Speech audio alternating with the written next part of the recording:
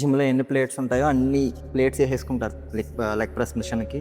మొత్తం అన్ని plates rack చేసి అది 200 kg 300 kg వేసుకుంటారు. అది కరెక్ట్గా పెర్ఫామ్ చేస్తారా అంటే అది కూడా ఉండదు. అది ఎలా చేస్తారంటే ఒక ఫుల్ రేంజ్ ఆఫ్ మోషన్ ఉండదు, హాఫ్ రెప్స్ పెర్ఫామ్ చేస్తారనమాట. ఏదో జిమ్లో అందరూ చూస్తున్నారా, సో నేను 200 kg చేస్తున్నా, 250 kg చేస్తున్నా, సో ఇట్లా షో చేయడానికి అన్ని ర్యాక్ చేసుకుని చేస్తూ ఉంటారు అనమాట. దానివల్ల మీకు వచ్చే ప్రాబ్లం ఏంటంటే ప్రాపర్ మజిల్ కాంట్రాక్షన్ ఉండదు, మీ క్వాడ్స్ ఫీల్ అవ్వరు మీరు చేస్తున్నప్పుడు. And also most important thing, మీకు ఇంజ్యూరీస్ అయ్యే ఛాన్సెస్ ఎక్కువ అవుతాయి అనమాట.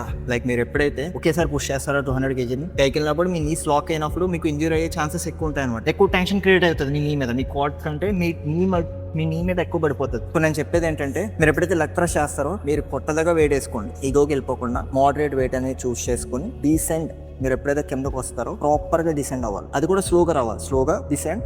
అండ్ అగైన్ మీరు పైకి వెళ్ళినప్పుడు మీ నీస్ అనేవి లాక్ చేయకుండా ప్రాపర్ కాంట్రాక్షన్ అనేది క్వాడ్స్ మీద మెయింటైన్ చేయాలి. అప్పుడు మీకు క్వాడ్ మజిల్స్ బాగా ఎంగేజ్ అవుతాయి. సో దానివల్ల మీకు కంప్లీట్గా ఇంకా మంచి రిజల్ట్స్ వస్తాయి ఛాన్సెస్ ఉన్నాయి అనమాట.